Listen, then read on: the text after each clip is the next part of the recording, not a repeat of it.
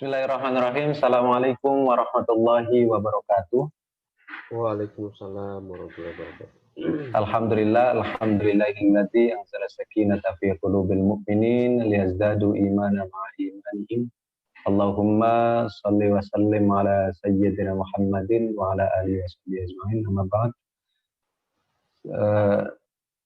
Selamat malam, salam sejahtera untuk kita semua. Ini adalah malam Selasa ya, malam Selasa. Kebetulan pada malam hari ini kami dari Lembaga Kajian Dialektika ini bekerja sama dengan pengurus besar Himpunan Mahasiswa Islam Majelis Penyelamat Organisasi atau MPO menyelenggarakan diskusi publik atau webinar dengan tema menelisik Hagia Sophia, politik domestik atau kebangkitan Islam. Baik teman-teman sekalian, saya tidak perlu memberikan atau memperdalam materi kita, diskusi kita, tapi Hagia Sophia ini saat ini sedang diperbincangkan di dunia internasional di tengah isu-isu, di tengah fenomena pandemi saat ini. Nah, bagaimana kita melihat keputusan yang dibuat oleh Turki saat ini dan dampak apa yang kemudian akan terjadi setelah keputusan dari Turki ini. Untuk pertama, saya persilakan 15 menit kepada Kanda Ahmad Saide untuk memaparkan materi kita pada malam hari ini. Silakan Kanda. Bismillahirrahmanirrahim. Assalamualaikum warahmatullahi wabarakatuh. Assalamualaikum. Selamat malam semua. Salam kenal Pak Presiden Farhan Rusli. Kita belum pernah bertemu, saya kira juga kepada teman-teman PB. Salam hijau hitam semuanya. Gitu. Bagaimana kita melihat ini? Saya ingin mulai bahwa kita harus melihat peta politik Turki dari waktu ke waktu. Kalau kita bicara di dunia Islam, Turki menjadi salah satu negara yang punya warisan sejarah Islam. Jadi kalau kemudian Abbasiyah itu pusat pemerintahannya dulu di Baghdad, kemudian Umayyah di Damaskus, Suriah hari ini, dan dinasti terakhir dari Islam itu Istanbul itu Utsmani itu di Istanbul, saya kira. Hagia Sophia saya kira adalah bagian dari sejarah yang ditorehkan pada era salah satu catatan emas, sejarah emas yang tertulis pada era Utsmani gitu. Mungkin banyak yang sudah pernah menonton film yang, dan saya kira itu ada museumnya juga di Turki, Al-Fatih ya, 1453 saya kira. Saya kira film itu sangat bagus menggambarkan bagaimana kita memahami Hagia Sophia hari ini yang itu menjadi museum, dan Presiden Erdogan itu kemudian baru kembalikan menjadi masjid. Nah, itu menunjukkan bahwa ya memang Istanbul itu pewaris sejarah dari kebesaran Islam gitu. Tetapi kemudian ketika Mustafa Kemal Atatürk, ketika Utsmani sudah runtuh dan muncul Mustafa Kemal Atatürk yang merubah Turki menjadi negara yang sekuler, karena kalau kita bicara kebangkitan ya justru bagi Mustafa Kemal Atatürk sekularisme itulah yang akan membangkitkan dunia Islam gitu. Karena memang banyak Renaissance itu, kebangkitan itu kan sebenarnya dimaknai kebangkitan ketika agama tidak terlalu banyak mencampuri urusan politik, karena tidak ada usaha-usaha yang membuat menciptakan sesuatu itu akan terbelenggu ketika agama terlalu jauh mengurus itu. Maka Mustafa Kemal Atatürk untuk membangkitkan kembali Turki ya dia dengan sekularisasinya itu. Nah, Hagia Sophia kemudian dirubah oleh Mustafa Kemal Atatürk menjadi museum pada tahun 1935 kalau tidak salah. Ini saya kira sekularisme di Turki dan eh, tatanan politik yang dibangun oleh Mustafa Kemal Atatürk berlangsung hingga tahun 2000-an saya kira, dan pada tahun 2000-an itulah kemudian muncul partai dan sosok baru yang kita kenal hari ini dengan Erdogan itu. AKP muncul sebagai salah satu partai politik yang itu mencoba memberikan harapan baru. Nah, Erdogan saya kira mulai muncul pada akhir tahun 90-an dan mulai dominan dalam kancah politik Turki tahun 2000-an, dan hari ini menjadi tokoh yang sangat sentral, sangat berpengaruh di Turki hari ini saya kira.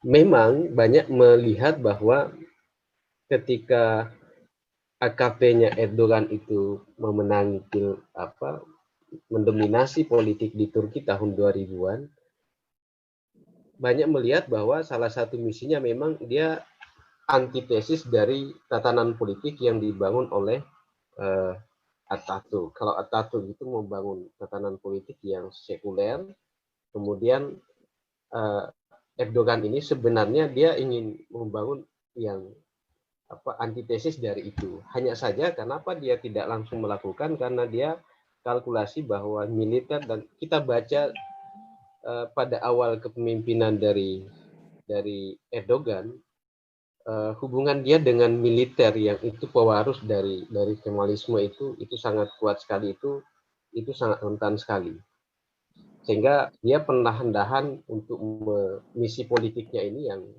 antitesis dari Atatürk itu, dia mencoba membangun tatanan politik, dan hari ini kita tahu bahwa AKP sudah semakin kuat, dan meskipun sekarang sudah ada tanda-tandanya bahwa dia akan mengalami kemunduran gitu, sehingga banyak ditafsirkan bahwa sebenarnya ini adalah bagian dari komoditas politik yang dilakukan oleh Erdogan itu. Jadi saya kira begitu. Nah, kalau kemudian ini bagian dari kebangkitan Islam, saya kok tidak melihatnya seperti itu. Jadi sebenarnya kalau kemudian, karena gini, Turki sebagai salah satu negara yang ada di Timur Tengah, separuh Eropa dan separuh Asia, dia sangat ingin bergabung dengan Uni Eropa, karena memang kemajuan ekonomi Turki di bawah Erdogan itu yang pesat sekali perkembangan ekonominya itu karena sangat tergantung dengan Eropa, sehingga dia ingin bergabung dengan Uni Eropa. Cuman masih ada catatan-catatan yang sehingga sampai hari ini masih sulit untuk bergabung. Nah, Hagia Sophia menurut saya itu kalau itu menjadi salah satu bukti sejarah di mana ketika Islam itu berhasil menaklukkan Konstantinopel, dia tidak melakukan kekerasan tetapi justru memberikan kebebasan bagi orang non-Islam itu untuk memeluk agamanya masing-masing. Ini sebenarnya adalah warisan sejarah yang penting untuk dijaga, untuk menggambarkan bahwa Islam itu adalah agama yang humanis. Karena kita tahu bahwa hari ini di Eropa dan di Barat itu ya masih, saya baru menulis itu masih sangat kuat sekali Islamofobia gitu. Jadi pandangan-pandangan negatif terhadap Islam itu sangat kuat sekali. Nah, sebenarnya kalau kita membaca sejarah dengan Hagia Sophia itu, ketika Al-Fatih menaklukkan itu dan dia tidak membunuh pemeluk agama lain, justru memberikan kebebasan untuk memeluk agamanya, ini justru memberikan satu gambaran bahwa Islam ini adalah Islam yang humanis, yang ramah dan tidak memaksakan keyakinannya terhadap pemeluk agama yang lain. Ini menjadi sejarah penting untuk dijaga sebenarnya dalam rangka bagaimana meletakkan Islam itu di dalam kancah politik internasional. Oleh karena itu, Hagia Sophia menjadi salah satu bukti sejarah itu. Dan saya kira kalau teman-teman pernah menonton film Al-Fatih 1453 itu sangat bagus sekali untuk menggambarkan apa yang terjadi. Karena itu bagian dari salah satu catatan sejarah emas saya kira pada era Utsmani. Nah, Erdogan hari ini saya kira dia mencoba karena saya katakan tadi dia ingin mengembalikan negara sekuler yang dibangun oleh Mustafa Kemal Atatürk, itu dia ingin melakukan antitesis dari itu gitu. Dan itu sudah nampak sekali. Nah, apa dampaknya bagi Turki dan juga bagi dunia Islam? Saya katakan tadi bahwa saya tidak melihat ini sebagai bagian dari kebangkitan Islam. Ini adalah komoditas agama dijadikan komoditas politik oleh Erdogan dalam ini. Dan dampaknya juga tentu sangat besar. Pertama, dunia Eropa itu akan melihat Turki dari sisi yang lain. Sebenarnya dengan menjadikan Hagia Sophia sebagai museum, ini secara ekonomi dan citra dunia Islam itu akan sangat bagus, karena orang-orang yang misalnya ke Istanbul untuk melakukan kunjungan, pasti salah satu tempat wisata yang ingin dikunjungi itu adalah Hagia Sophia. Nah, ketika kemudian ini dijadikan sebagai masjid, maka itu tentu tidak terjadi lagi. Jadi secara ekonomi itu pasti akan berpengaruh. Kedua, kalau kemudian dijadikan sebagai masjid, saya kira itu tidak terlalu penting, karena di depan Hagia Sophia itu kan ada Masjid Biru, Blue Mosque. Jadi untuk apa kemudian dia menjadikan kembali itu sebagai masjid, padahal mungkin hanya kurang lebih 150 meter di depannya itu ada Masjid Biru, dan itu masjid yang juga saya kira banyak dikunjungi kalau orang ke Istanbul gitu. Jadi secara posisi kita melihat ya tidak penting secara asas manfaat ini dijadikan sebagai dari museum ini kembali dijadikan masjid oleh Erdogan, karena pas di depannya ada Masjid Biru, Blue Mosque itu yang itu sangat besar sekali. Nah, oleh karena itu saya melihatnya bukan pada kebangkitan Islam, tapi ini adalah politik Erdogan, dan kita tahu bahwa Erdogan akhirnya memang banyak orang yang kagum pada kiprah politiknya pada awal-awal kepemimpinannya, karena dia berhasil memperbaiki ekonomi Turki yang terpuruk pada masa Erbakan itu. Tetapi juga kita tahu bahwa akhir-akhir ini ekonomi Turki justru mengalami gejolak. Mulai dari dampak perang dagang antara Amerika dengan Cina, dan juga dampak dari pandemi COVID-19. Ini yang membuat ekonomi Turki mulai terpuruk kembali. Memang kita tahu bahwa pada awal 10 tahun dari kepemimpinan Erdogan, dia berhasil mengangkat ekonominya dan citra Turki di kancah internasional, saya kira gitu. Ekonominya cukup maju, dan juga banyak orang-orang Indonesia yang mendapatkan beasiswa untuk belajar di Turki. Ini menunjukkan bahwa kalau kita ingin melihat peradaban Islam, saya dalam melihat peradaban Islam itu kita bisa melihatnya dari aspek pendidikannya.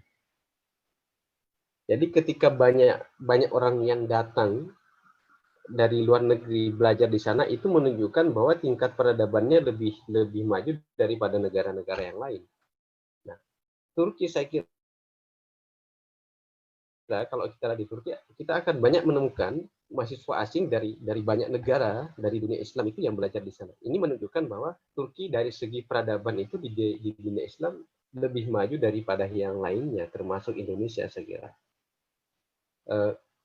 Ya banyak memberikan beasiswa kepada orang-orang Indonesia, dan banyak beberapa yang saya kenal yang belajar di sana pada Erdogan ini karena kemajuan ekonominya. Tetapi sepertinya ketika terjadi perang dagang antara Amerika dengan Cina 2018, ekonomi Turki mulai mengalami gejolak, dan beasiswa itu kemudian tidak lagi berjalan lancar.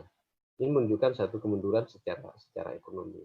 Nah, hari ini Hagia Sophia dijadikan sebagai masjid kembali. Ya, sekali lagi saya tidak melihat sebagai bagian dari kebangkitan Islam, karena kalau kita bicara kebangkitan Islam, saya kira tidak sesederhana itu kita melihat merubah museum ke masjid.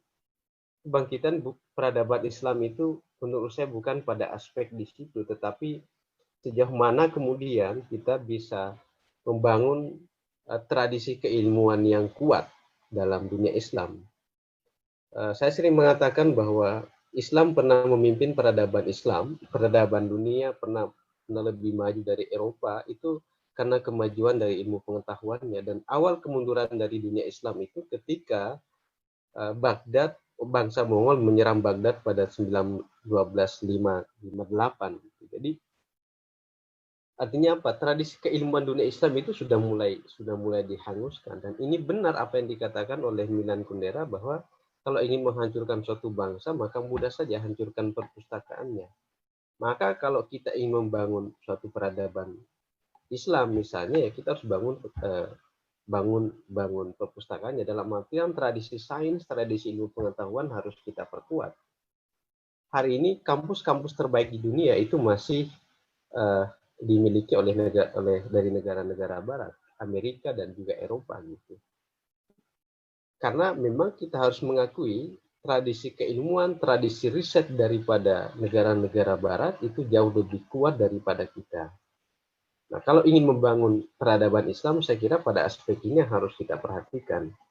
Nah, merubah Hagia Sophia dari museum ke masjid, saya tidak melihat aspek ini akan membangun tradisi keilmuan yang kuat di dunia Islam. Jadi sekali lagi salah satu faktor dari kemunduran dunia Islam dan ketertinggalan dari dunia Islam dari Barat itu karena kita kalah dalam hal tradisi keilmuan, kampus dan seterusnya, dan itu terlihat hari ini misalnya untuk menjadi guru besar kita harus misalnya menerbitkan artikel di jurnal yang terindex Scopus, dan semuanya ini yang membuat indexing ini adalah negara-negara Barat. Ini menunjukkan kelemahan kita. Jadi kalau ingin mengejar ketertinggalan kita, membangkitkan peradaban Islam, saya kira mulai pada aspek itu. Hagia Sophia yang dirubah menjadi masjid oleh Erdogan, saya tidak melihat pada aspek ini. Terima kasih saya sudah memaparkan penjelasannya.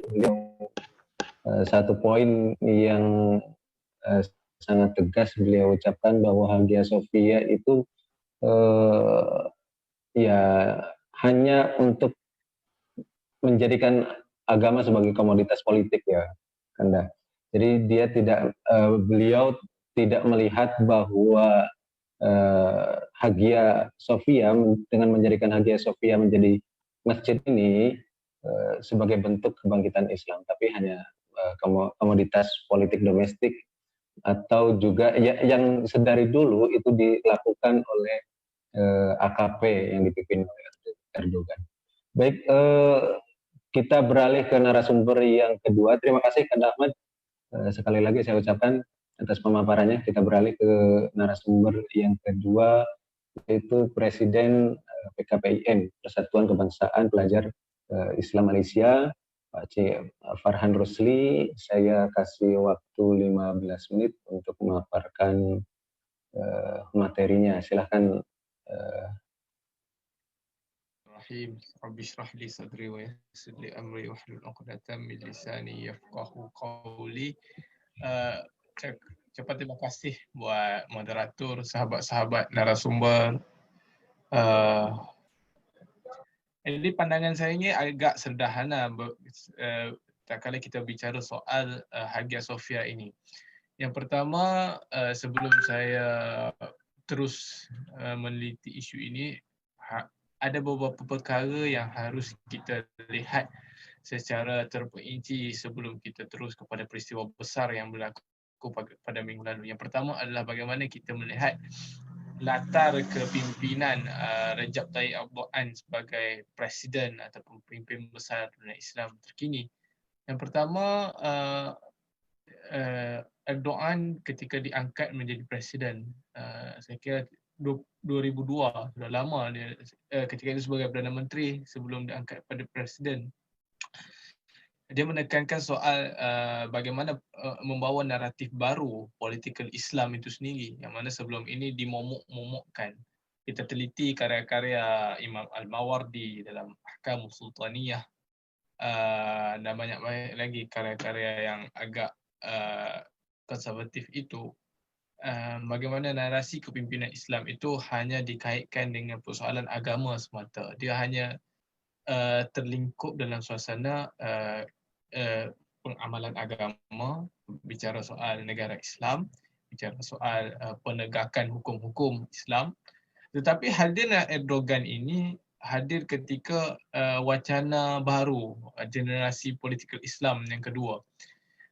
Ini terma yang digunakan para guru-guru saya guru-guru ataupun dosen-dosen saya ataupun pemikir kami, ilmuwan kami di ABIM maupun di PKPM dan di Wadah dengan meletakkan terma generasi kedua politikal Islam. Walaupun ada lagi sarjana-sarjana barat mengeluarkan terma-terma post-Islamism, Muslim Demokrat dan pelbagai lagi yang didukung oleh B.J. Habibie di Indonesia, Rashid Al-Khanushi di Tunisia, dan di Malaysia kita ada Datuk Seri Anwar Ibrahim sendiri. Dan Erdogan ini menjadi sosok penting bicara ataupun perbahasan para ilmuwan apabila melihat inti politik baru ataupun politik generasi kedua politik Islam ini. Bagaimana dia menggunakan pendekatan yang lebih bersifat kemanusiaan, lebih bersifat polisi. Ini dibuktikan ketika dia menjadi mayor ataupun Datuk Bandar. Kalau di Indonesia itu apa ya? Gubernur. Pendekatan yang mementingkan aspek kebersihan, aspek good governance, ekonomi sejahtera dan aspek-aspek yang lebih bersifat kemanusiaan. Yang sebenarnya itulah inti ataupun substan utama nilai-nilai yang dibawa oleh Islam. Seterusnya saya beralih ketika ini juga melatari peristiwa bagaimana dia mengubah Hagia Sophia itu daripada sebuah muzium kepada mengembalikan semula Hagia Sophia itu pada fungsinya itu masjid. Rakan panel narasumber pertama menghuraikan bagaimana peranan yang dimainkan oleh Sultan Mehmed Al-Fatih. Kita tidak boleh lupa bahawa keputusan yang dibuat ini bukannya keputusan presiden. Ya, apa yang dilakukan oleh Erdogan adalah melalui lunas-lunas hukum. Bagaimana ditukarkan Hagia Sophia itu kepada masjid adalah melalui satu keputusan yang dibuat oleh Council of State di Turki. Council of State ini mahkamah yang tertinggi di negara Turki. Bagaimana dia memberikan keputusan itu, Erdogan membawa keputusan itu untuk diputuskan mengikut lunas-lunas hukum. Itu yang saya lihat dia menggunakan kerangka yang bagi saya mengikut lunas-lunas yang dibenarkan oleh hukum. Jadi kita kena memahami bahawa Hagia Sophia ini memang sudah menjadi masjid. Dia sudah dibeli oleh Sultan Mehmed satu ketika dahulu dan Sultan Mehmed beli dan mewakafkan Hagia Sophia ini kepada masjid. Itulah peristiwa melatari bagaimana Hagia Sophia ini daripada gereja dan ditukarkan kepada masjid. Dan saya boleh katakan saya agak bersetuju jika melihat keputusan ini ada bibit-bibit melibatkan kepentingan politik. Tapi kita lihat sendiri keputusan pilihan raya Majlis Pembandaran di Turki pada setahun dua ini melihatkan kejatuhan, walaupun tidak begitu dramatik ataupun tidak begitu menjunam sokongannya, tapi sudah mulai ada bibit-bibit kehilangan sokongan kepada Erdogan itu sendiri. Lebih-lebih lagi tambahan pula pemimpin-pemimpin besar AK Parti seperti yang kita tahu Ahmad Davutoglu, Abdullah Gül memilih kutub yang berbeza dengan presiden yang sekarang. Dan kita pun belum melihat who is the next leaders for Turkey after Erdogan, walaupun sudah banyak ditonjolkan tokoh-tokoh baru. Dan bila mana kita melihat perkara ini, yang menarik juga dalam pemilihan Gubernur Turki itu pimpinan CHP ataupun parti ultra sekularis di Turki ini sudah mulai melihat Islam itu sebagai satu alat yang harus mereka manfaatkan demi kepentingan politik. Bayangkan pemimpin-pemimpin CHP ini sebelum ini cukup keras dengan agama, dengan Islam. Contohnya memberi Assalamualaikum itu janggal bagi mereka pimpinan CHP. Tetapi apabila melihatkan kebangkitan Islam itu di Turki, yang kebangkitan yang dizahirkan melalui karismatik Erdogan itu, dengan melonjakkan ekonomi, pendapatan GDP yang lebih tinggi daripada kerajaan sebelum ini, dan secara berperingkat Erdogan berjaya menerapkan unsur-unsur Islam dalam pentadbiran melalui kaedah-kaedah yang seperti saya sebut tadi, lunas-lunas yang dibenarkan hukum.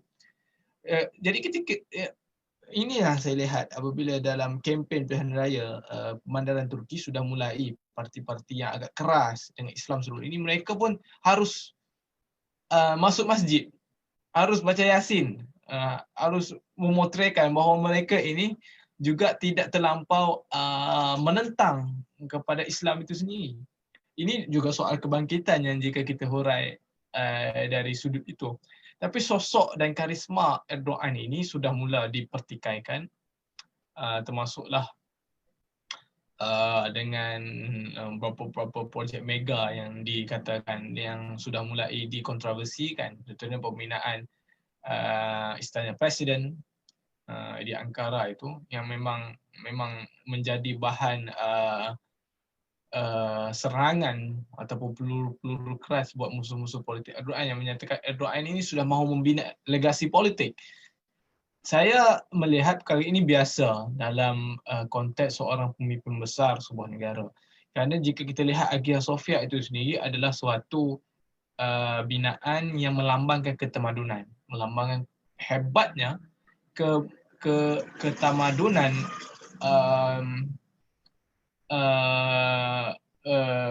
Byzantine Timur di zaman kegemilangan mereka.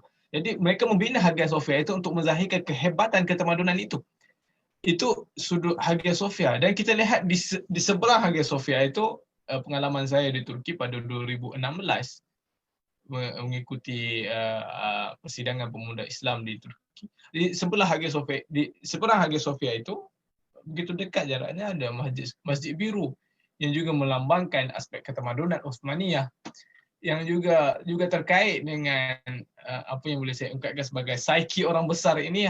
Harus ada satu binaan untuk menzahirkan kehebatan mereka. Jadi Erdogan juga memikirkan perkara itu, harus ada legasi yang harus ditinggalkan aspek politiknya, kerana mereka ini ahli politik. Dan secara pragmatik politiknya harus ada sesuatu yang menunjukkan mereka ini punya pengaruh, punya kuasa, yang bagaimana kita define ataupun kita melihat kekuasaan itu digunakan untuk unsur kebaikan ataupun unsur yang tidak baik. Jadi apabila berlakunya perubahan Hagia Sophia kepada masjid semula, itu sebenarnya mengembalikan fungsinya asal. Dan Hagia Sophia ini sudah dijadikan fungsinya secara hukum, iaitu melalui pembelian oleh Sultan Mehmed itu, dan Erdogan hanyalah mengembalikan Hagia Sophia kepada fungsinya sebagai masjid, menukarkan muzium, mengembalikanlah perkataan yang lebih tepat, mengembalikan Hagia Sophia ini pada muzium ke masjid adalah untuk menghormati undang-undang. Itu yang pertama. Yang kedua, jika kita lihat ini, adakah ini signal kebangkitan Islam? Saya mahu meletakkan bagaimana umat Islam ada satu perkara yang harus kita belajar daripada Erdogan. Ya, kita ketepikan dulu aspek kepentingan politik menggunakan agama ataupun politik identiti yang sedang semarak dibualkan, didiskusikan oleh para cendekiawan politik, ilmu politik. Tapi kita melihat bahawa Erdogan ini meletakkan satu batu asas kebangkitan Islam, bahawa umat Islam ini memerlukan keberanian untuk berubah. Keberanian untuk melakukan perubahan dengan melihat suasana masyarakat itu sendiri. Yang pertama adalah bagaimana Erdogan berjaya mendapatkan kepercayaan rakyat sebelum melakukan sesuatu yang besar. It take time. Bagaimana dia Hagia Sophia, isu Hagia Sophia ini bukan 2020 punya cerita. Dia sudah lama digembar-gemburkan, terutama ketika beliau mulai memimpin Turki sudah ada desakan daripada kelompok konservatif agar mengembalikan fungsi Hagia Sophia ini daripada muzium kepada masjid. Tapi apa yang Erdogan buat, dia sabar. Dia melihat lebih banyak isu yang harus diselesaikan dulu. Isu kesejahteraan ekonomi, isu pendapatan negara, isu keyakinan pelabur untuk kembali melabur di Turki, isu ketenteraan yang harus diselesaikan untuk mendapatkan trust military force di Turki. Dan ini yang umat Islam harus belajar, bahawa kebangkitan Islam itu memerlukan satu perubahan paradigma. Tidak harus lagi bicara soal hukuman semata. Kita bukan soal penegakan hukum semata. Sebab itu kalau kita teliti konsep Muslim Demokrat yang dibawa oleh pemikir besar Ghanouchi, Anwar Ibrahim, B.J. Habibie, itu pemikiran Muslim Demokrat adalah bagaimana umat Islam ataupun pemimpin dunia Islam ni mampu berasimilasi dengan politik yang menekankan soal demokrasi. Demokrasi itu soal kepercayaan rakyat kepada kemampuan seseorang, karismatik seseorang untuk memimpin. Memimpinnya bagaimana? Menjadikan negara itu sejahtera ekonominya, stabil politiknya, mempunyai pendekatan menyelesaikan isu rakyat, juga mengutamakan soal hak asasi manusia. Dan contoh yang kedua juga Erdogan membuat, bagaimana isu pemakaian tudung di Turki. Erdogan tidak mengatakan isu pemakaian tudung itu sebagai tuntutan agama. Tapi apa yang digunakan adalah pemakaian tudung itu adalah hak asasi kepada setiap insan yang bergerak Islam. Justru jika masyarakat agama lain boleh memakai pakaiannya, itu hak mereka. Jadi Islam itu haknya adalah untuk memakai tudung. Jadi naratif yang dibawakan adalah naratif yang bersifat universal, yang boleh diterima oleh pandangan akal, bukan soal dogma politik semata. Bukan soal dogma politik semata dan bukan soal dogma agama semata. Justru ini yang harus kita belajar, bahawa pendekatan yang lebih progresif, yang lebih menyantuni kehendak zaman, menyantuni kehendak masyarakat dalam memeta kebangkitan baru Islam. Saya juga meneliti beberapa buku yang boleh kita wacanakan dalam perbincangan kali ini. Yang pertama, buku yang ditulis oleh Farid Zakaria, The Post-American World. Bagaimana tesis beliau melihat bagaimana umat Islam ini harus bukan umat Islam, dunia ini harus mulai melihat kiblat baru dalam meneliti pandangan ataupun the big power of the world. Sebab itu sudah ada tesis-tesis buku lain seperti The Decline of American Power, bagaimana melihat kejatuhan suara Amerika Syarikat itu dan kiblatnya sudah berubah ke China. Di Turki sendiri pun kita melihat mereka sudah melihat kiblat yang lain, bukan lagi Amerika Syarikat, namun engagement itu dikekalkan. Jadi soalnya umat Islam ini harus memilih kiblat yang mana? Adakah kita harus bina kiblat kita sendiri yang masih jauh untuk kita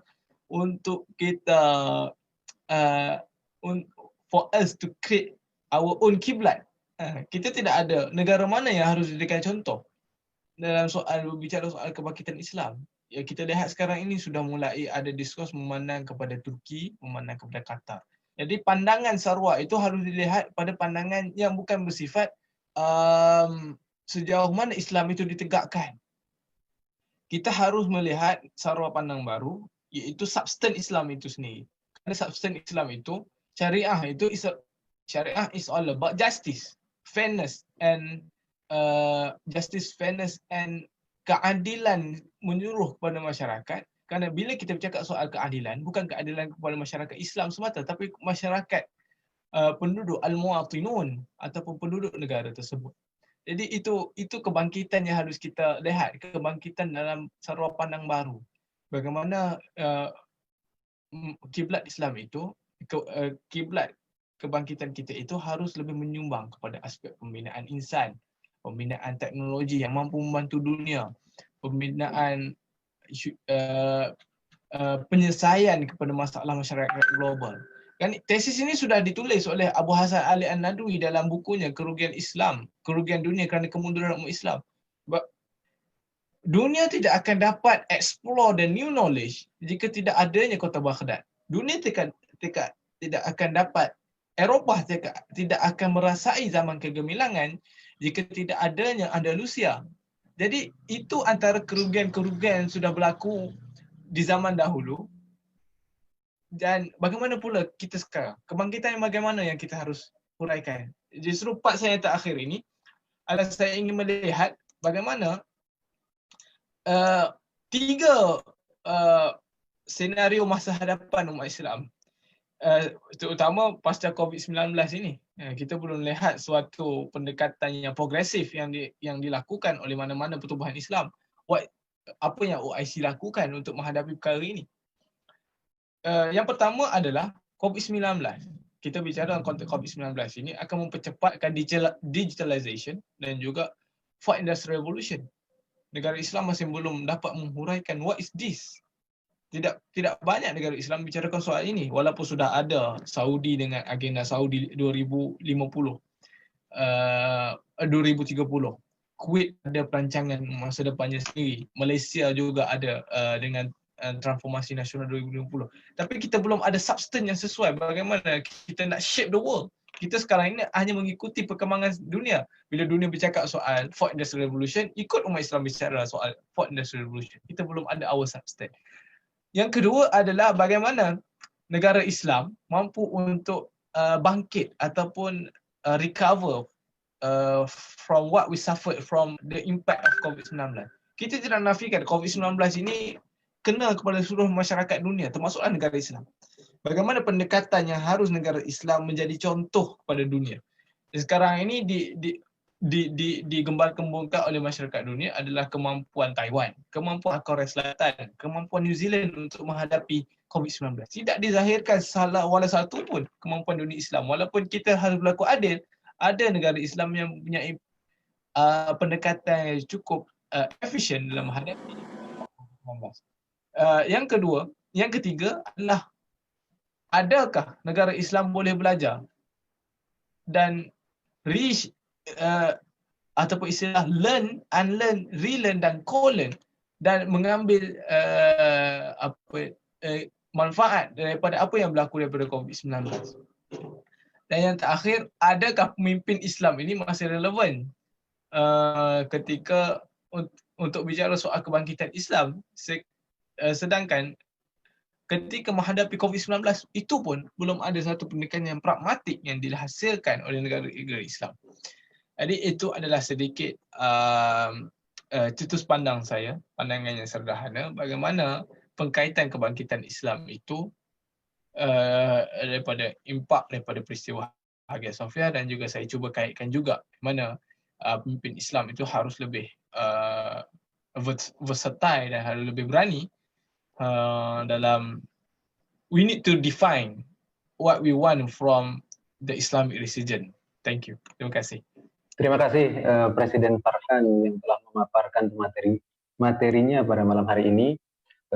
Beliau sudah memaparkan melihat bagaimana keputusan Hagia Sophia untuk menjadikan masjid ini sebagai sebuah kebangkitan umat Islam, minimal untuk berani melakukan perubahan, untuk berani melakukan sesuatu permulaan sebelum hal-hal lain juga perlu dilakukan oleh umat Islam saat ini. Terima kasih Presiden Farhan.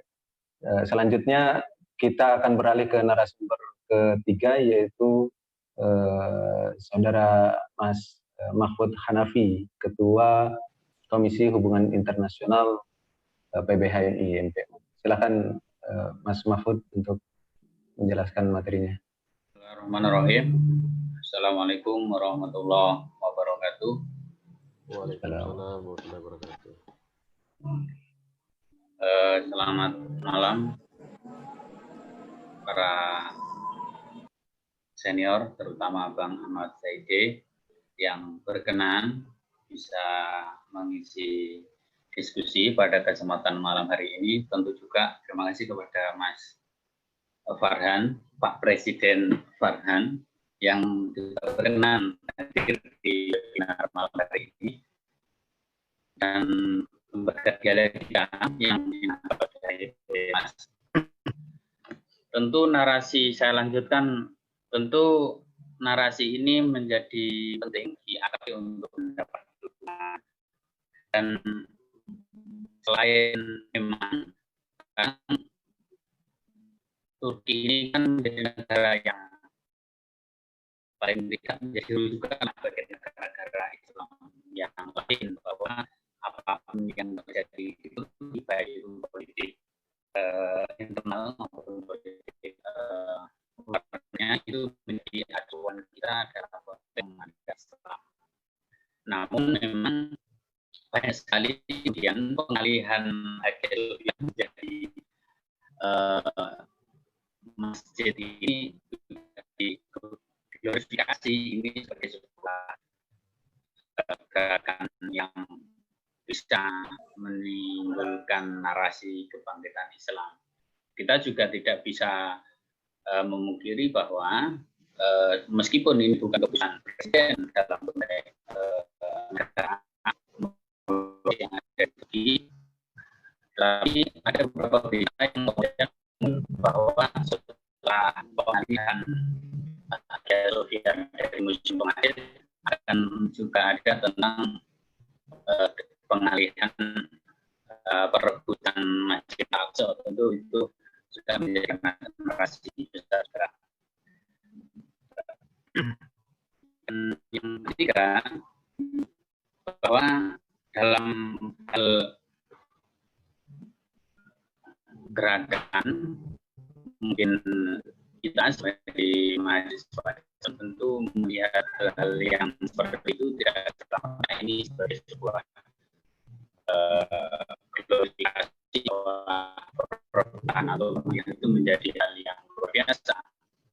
Kita juga perlu secara politik dan secara survei yang ada dari kira-kira 60% itu menyatakan bahwa masyarakat Turki yang rasa toleran dan sebagainya itu tidak menyetujui pengalihan itu. Hal ini juga harus menjadikan sebuah apakah ini hanya sebatas titik domestik pekerjaan yang kira-kira ingin memperkuat legitimasi politiknya di Turki. Saya kira demikian, karena mungkin nanti dan orang yang akan mengulas teman-teman yang akan bertanya jauh, karena mengenai ini ingin memberi mendapat masukan dari teman-teman dan terutama Pak Ahmad dan Farhan agar nanti bisa kita rumuskan dalam sebuah tulisan lagi yang akan kita paparkan di internal lembaga. Terima kasih. Demikian Mas Tutu. Assalamualaikum warahmatullahi wabarakatuh. Waalaikumsalam warahmatullahi wabarakatuh. Baik, terima kasih Pak Mahfud atas penjelasannya. Sudah